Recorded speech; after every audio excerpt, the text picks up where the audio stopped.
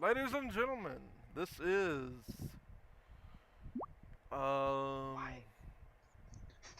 Inside the Mind of a 1200 with Tog and Joe. Let's get it started. Oh, nice, I'm white. This is going to be inside the mind of a 1200.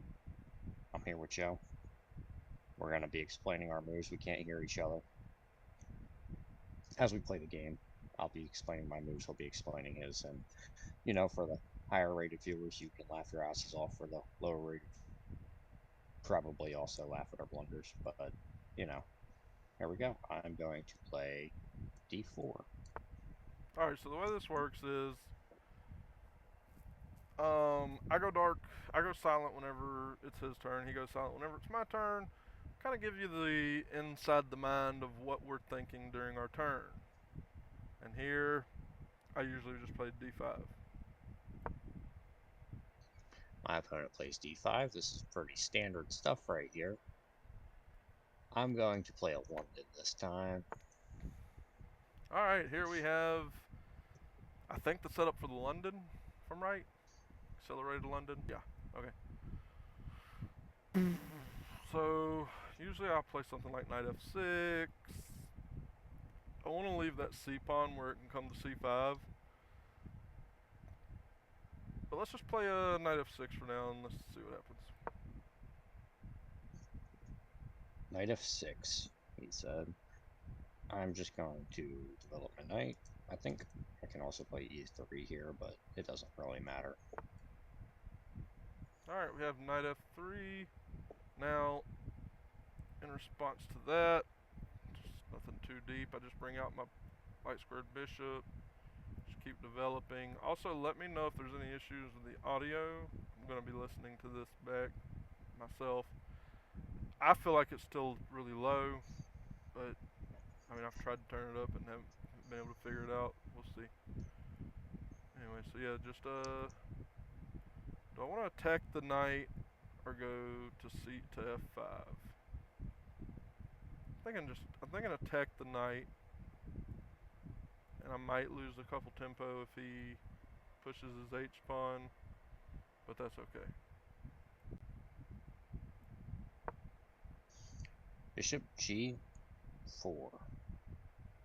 Bishop g4, I'm just going to push his pawn now. That way I don't have to retake with a pawn. Also prepping to develop my bishop. I could also play knight d2 here. Alright, we have e3. So immediately my mind goes to e6. Maybe c5 is an idea at some point. Knight c6 or knight d7. I want to be in control of the pawn break though, if possible.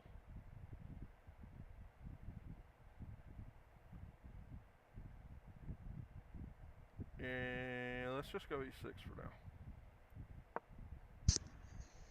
e6. Blocking out his bishop. Now I think I'm going to switch plans and play for c4. So to start that off, I'm just going to secure my knight by playing knight d2. Also helps develop, also helps support when I do play c4. And we have knight d3. My first place my mind goes to is he wants to be able to take back with the knight if I ever take that knight, and be able to get his queen out where it's not having to stand protection on the knight, because it's usually a pretty good thing if I can take that knight and double the f pawns. For now, though, I think we're gonna do like I said and control that c pawn by going c5, and in response to that, I expect c4. He plays c5. It's like you were in my mind. So the reason we play c4 is because he's locked this bishop out. It can't defend on b7. And he's doing the same thing because my bishop's out and I can't defend on b2. So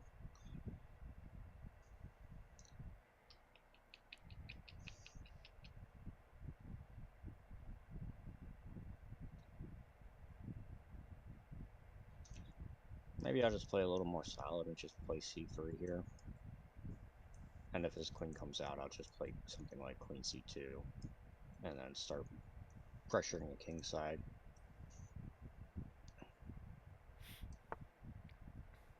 C3.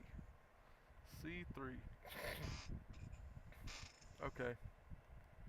So, if he had taken my c-pawn, I was planning on taking back with the bishop.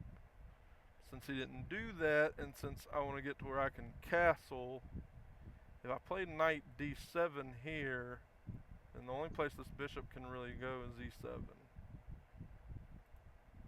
If I play bishop d6 here, he has takes, or he can back up, and then if I take, he can take back with the f pawn and have an open f file for his rook. Is that a problem though?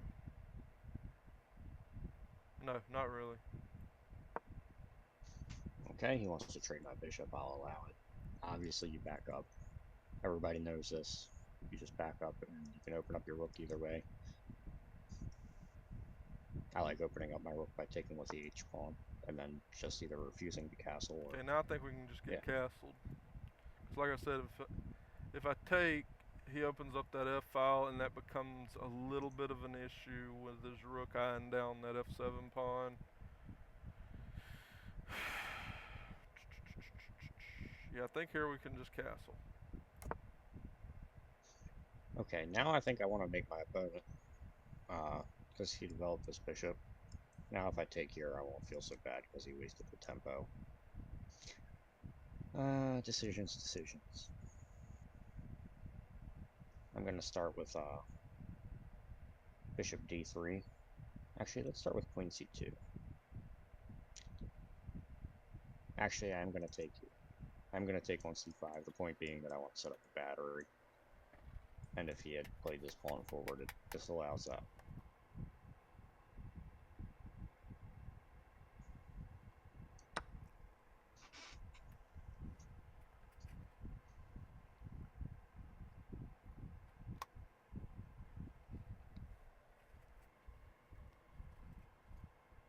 Alright, so he does take the c-pawn, which is fine. It gives him a tempo.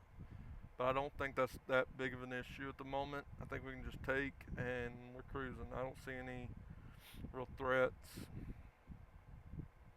Yeah, we just take. Pretty straightforward, he takes. This is fine. Now I'm going to continue. My plan here is going to be set up this battery, pop a knight in, and try and trade for this knight so that my battery can be effective.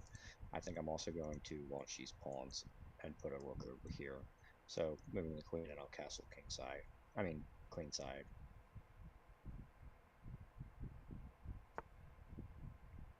Alright, and we see queen c2. Now the idea I had before was moving this knight to threaten this knight, and then if he takes, I can take back, and then this knight's still pinned to his queen in that line. But now with his queen on c2 and him threatening to bring this knight forward with all manner of mischief, I think I actually can still play knight e4. And then if takes, he can't come not do knight g5 because my queen sees that. I think that's still a good idea. It loses a pawn though, doesn't it? Yeah, it does. How about we don't do that then, and instead opt for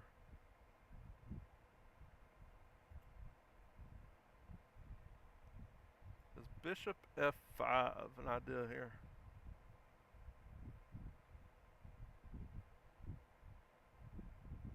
Actually, I think so. It gets his queen off of that diagonal, and then when my knight comes there, takes, he doesn't win a pawn.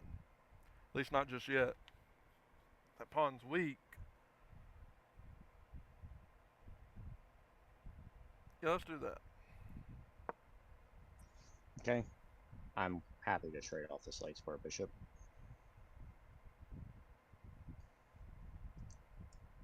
I will continue like this, and then, as I said, we're just going to start launching pawns. It sucks that my bishop is going to be casualty, but we're fine with this. Alright, we see bishop d3.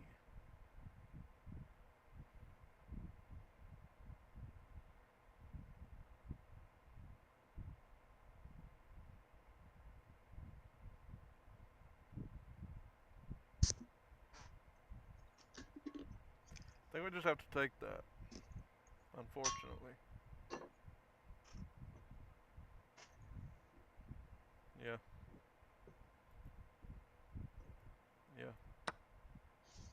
Okay, this is totally cool.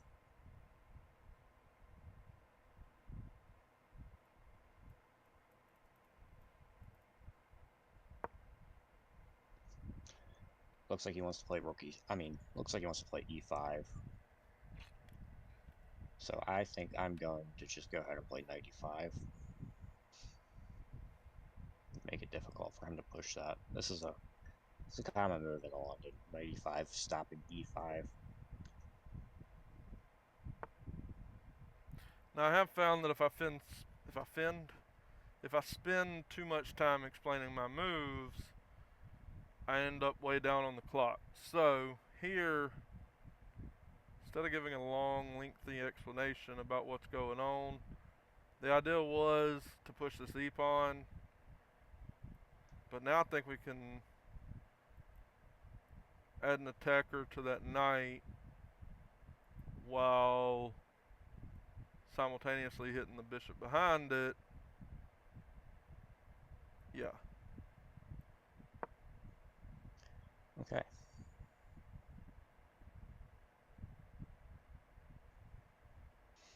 My opponent wants to trade off my knight. I'm happy with this, and then losing that knight that way, so long as he doesn't get this knight here first, because this knight's defending the square I want to attack. So we're going to go ahead and castle now. I'm castling queenside. I can also play here. I can also play here and just get an open F file when he does trade for this knight. I will also have an isolated pawn. No, I won't, because I can take back with the pawn. But that kind of defeats the purpose. Actually, that doesn't even make sense, because he's not taking this pawn, he's taking the knight. I'm just, I'm just doing some 1160 bullshit over here. Don't mind me. I also wonder if there's something like this, but after king takes, this is still defended. So let's go ahead and castle kingside.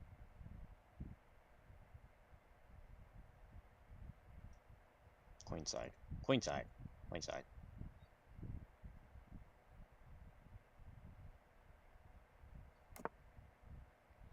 Okay, so all things being equal and me not really seeing any big tactical ideas just yet, I think our best idea is probably going to be develop our knight, start pushing these pawns now that he's castled queenside, which I for one think's a mistake. So yeah, that's what we're going to do.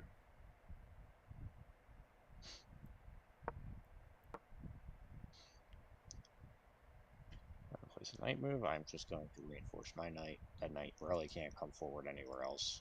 This is protected. This is protected. He can go to a5.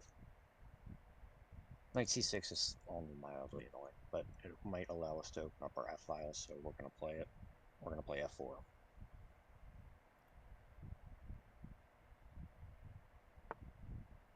Okay, I had pre-moved b takes c. That way if he takes the knight, then I'm immediately taken back with the pawn because there's really no other move there than to just take back with the pawn. So anyways, here I'm thinking about something like rook c8, knight b4 is an idea.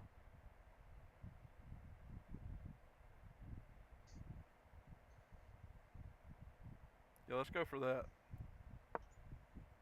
Okay, he reinforces his knight, also lining up a rook on my king side. Well, my king side, queen side, where my king is. I'm going to go ahead and just start running my h-pawn, I believe. Eventually I'll put a rook here, or maybe I'll double. I'm going to have to get this bishop out the way. As a matter of fact, I wonder if trading here and just pushing this, letting him trade my other bishop off, wouldn't hurt. It would open my h-file.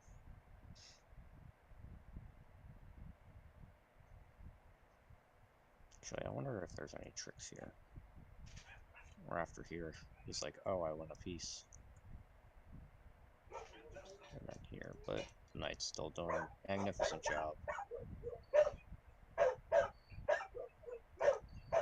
I gotta be careful here. My knight does have this escape square, so I will play knight f3 so I can move my bishop out the way of my pawns, and then I will start sending my G and H pawns. Okay, so immediately knight f3 I think is a little bit of a mistake. I mean, yeah, the idea is he's getting his pieces over here to the king side, and he eventually wants to start pushing these pawns down the king side. But he just leaves me knight b4, and yeah, I think he has to do something like queen b, queen b,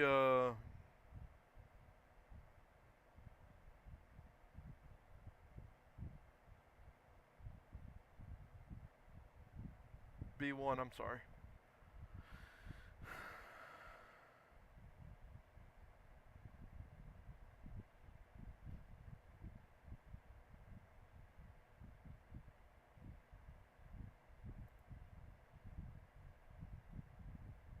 What if we bring our queen out first, though?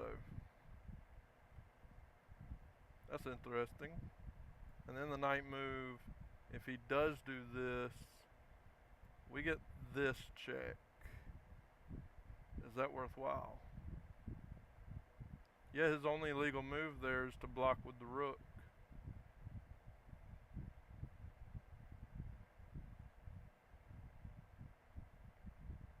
Then things get very nasty very quick.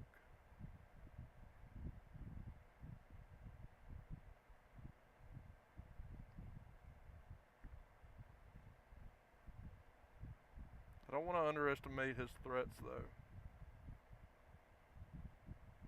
Yeah, let's go for it. Okay, he plays a move that attacks my queen and my A pawn. So I can either play this and counterattack his B pawn. I can play queen b5 and counterattack his B pawn, or I can play queen b1. I think I want to play queen b1. It defends my A pawn, and it also keeps my threat on h7.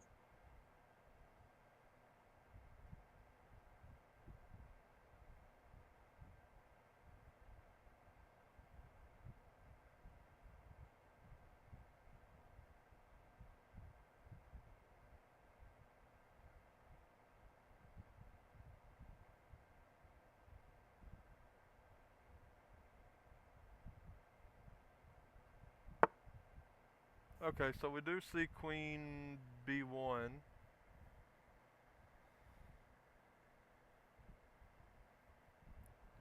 My immediate question is, can we sack the rook?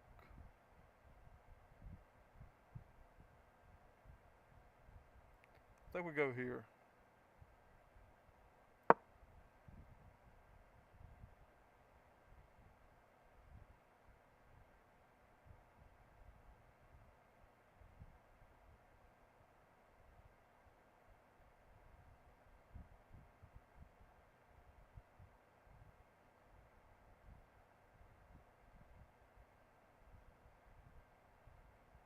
smelling blood in the water.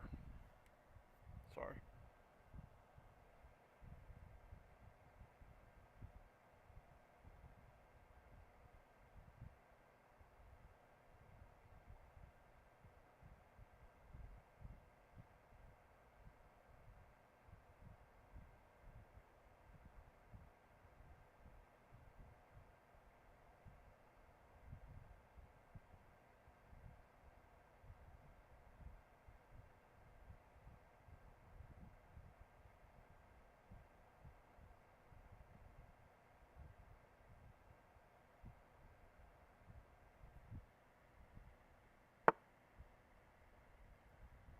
Okay, that's respectable. I feel like now we need to shut down this escape route that he has.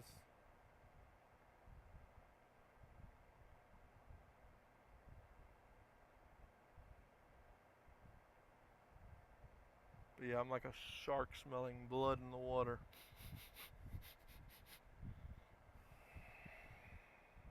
It's intoxicating.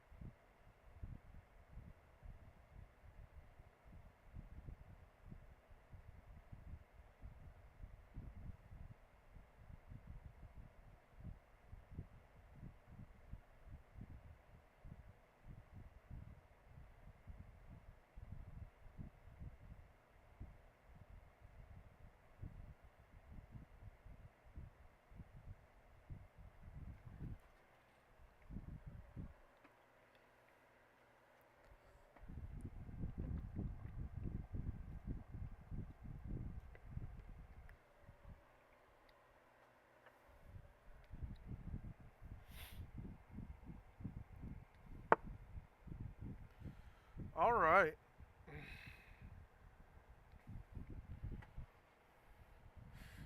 We have that. I don't understand it.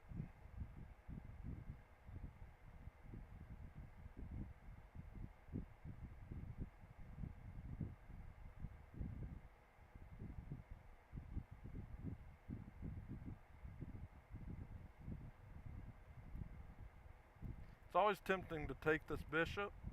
Matter of fact, it just ran across my mind again. Problem is,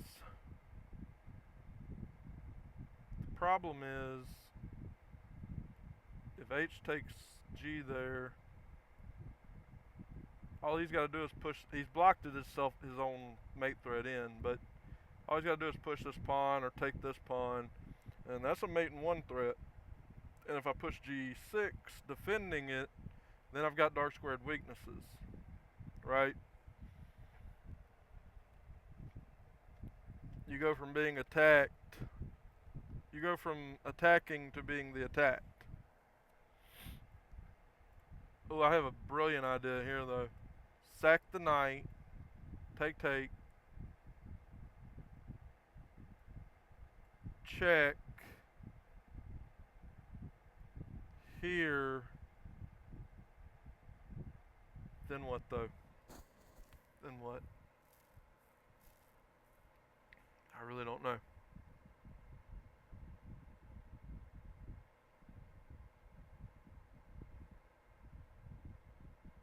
Do I get here? Ah, this has got...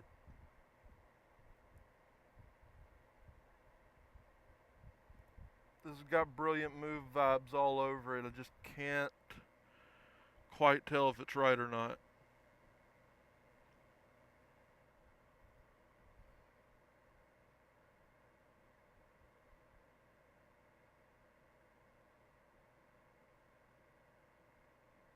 Yeah, let's go for it.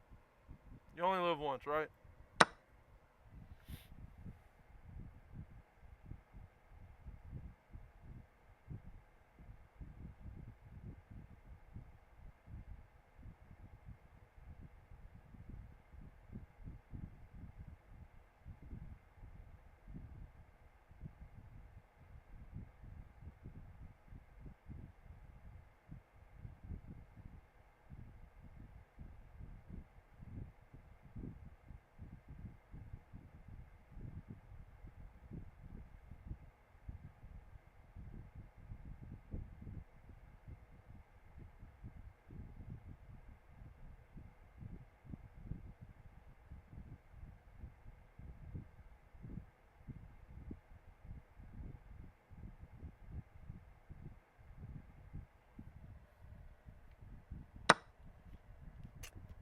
Alright, B takes C. We expected that. Now, we bring the rook.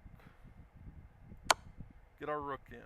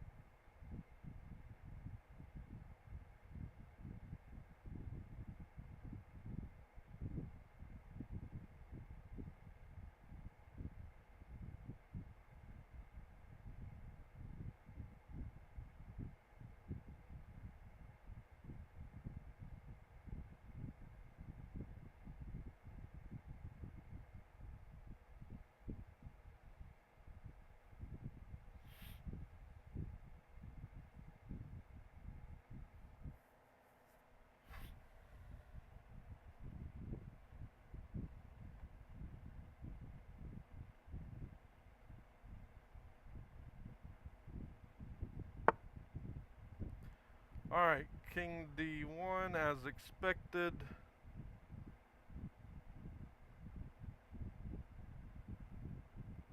And I think we have to go do something like this to keep that king from running that way.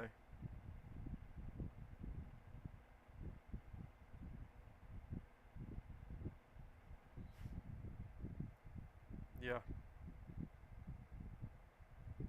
Keep in mind, we always have to keep in mind this rook's undefended at the moment.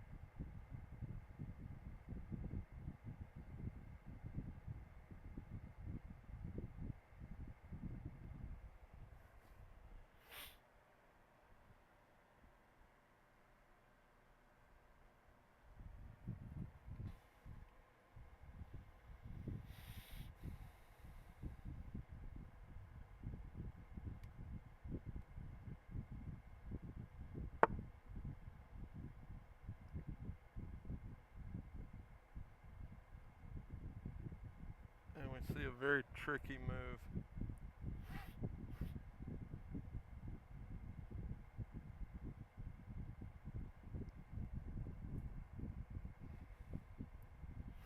What's that meant to do? That's meant to get his king out.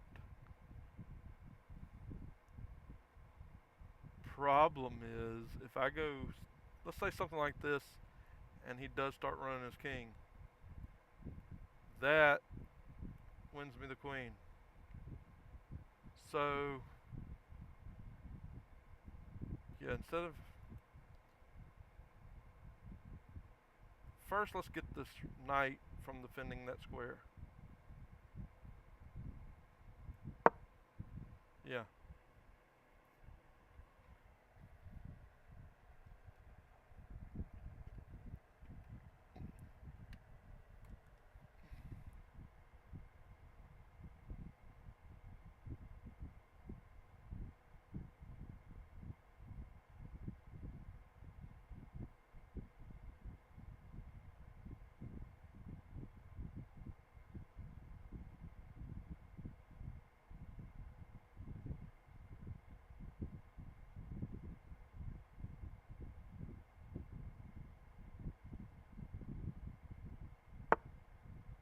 Alright.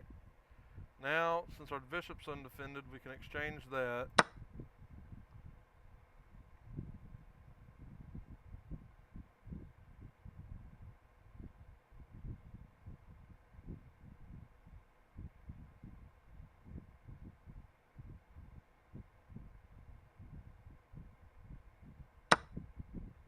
Okay, as we thought, he's up a pawn, but it's okay.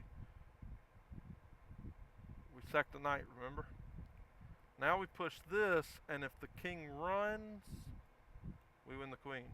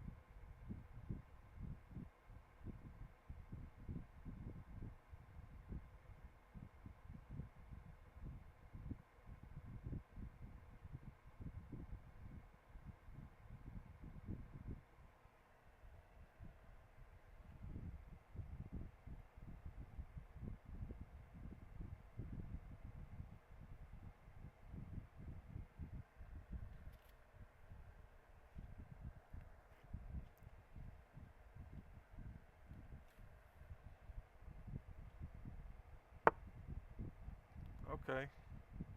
Now always remember, for the lower rated, this clock is a piece. And he has lost his clock.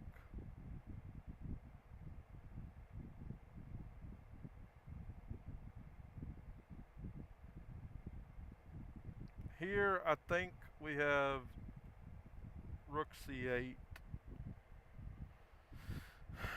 I think we're doing a pretty good job of boxing that king in. Why does that knight want to go there? Does it want to come to d3? I think it does. So what if we just push e4 here? Our d pawn becomes weak, but he can't bring his knight to d3. I think he realizes if he runs his king, it sets up a discovered attack on his queen. So yeah, let's just push this e pawn, solidify him not being able to run.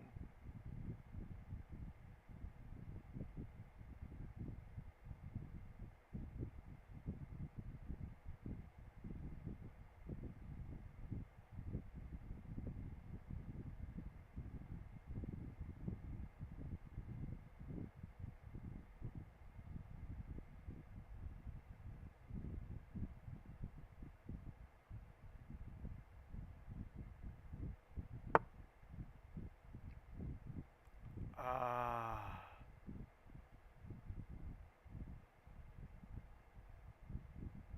think that was a mistake.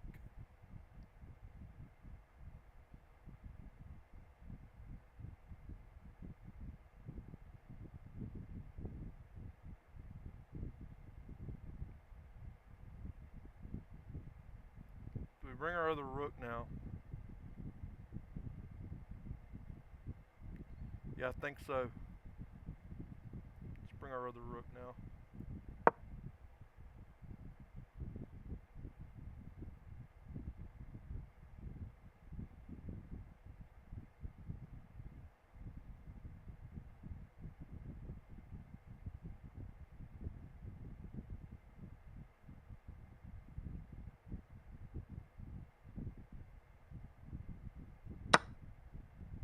Takes. Takes.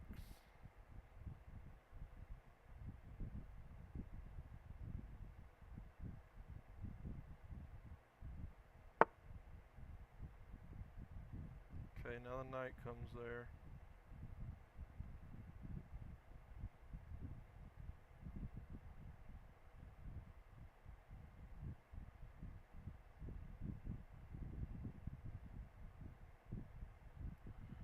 We do have this free pawn. Matter of fact, I'm not sure that that's not a bad move. Well, that's not a good move. I mean, yeah.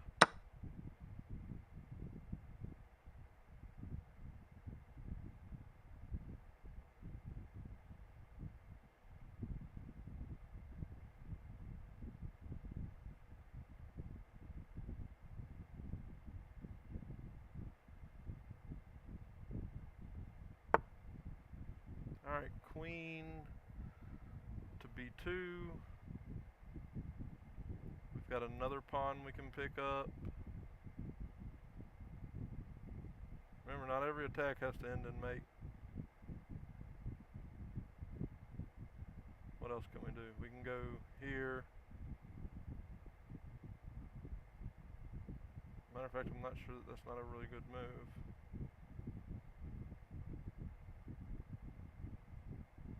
Yeah, let's do that.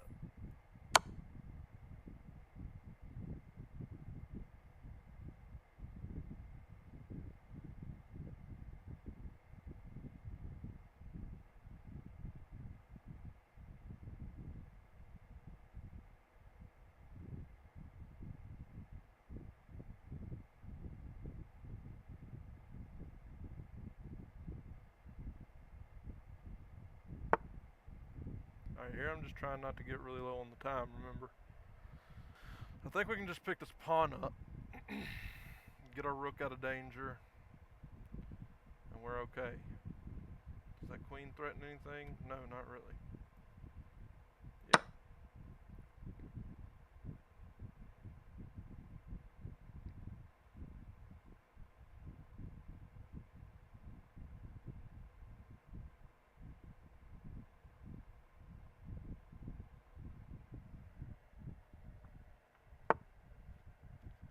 Alright, yeah, sacking the knight may not have been the right move to make. So now we're starting to lose some material here. We do have this nice little check.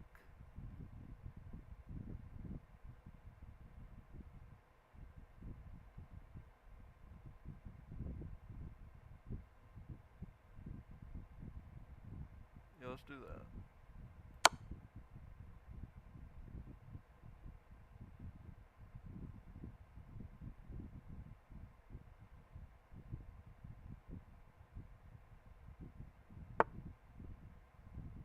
Okay, now here, I think we have queen back to b5, right? And then where does he go? He's got to go here.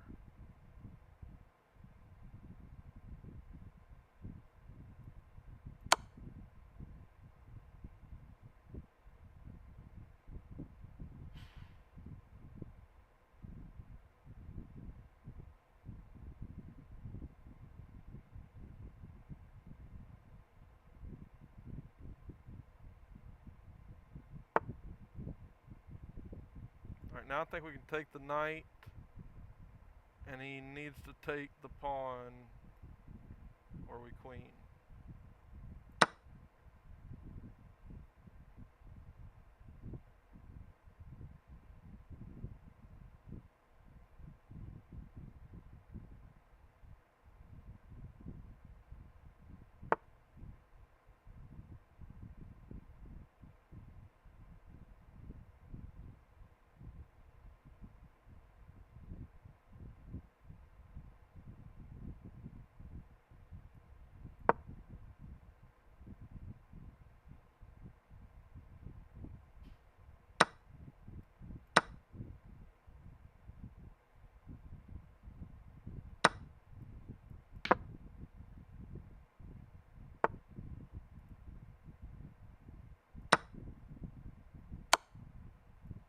Yep, now we're very winning and just need to clean up.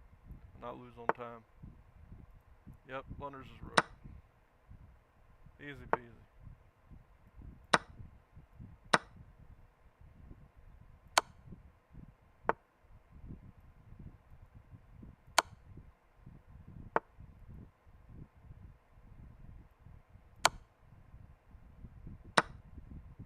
There's a pretty good chance I'm missing like some mate in 2 or 3 or something, but let's just play it simple.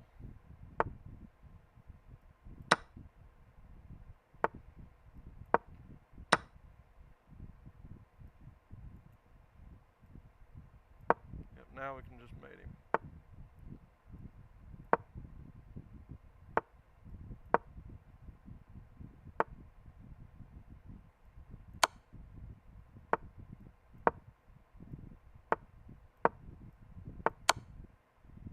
GG's, GG's. Alright, time to turn the volume up.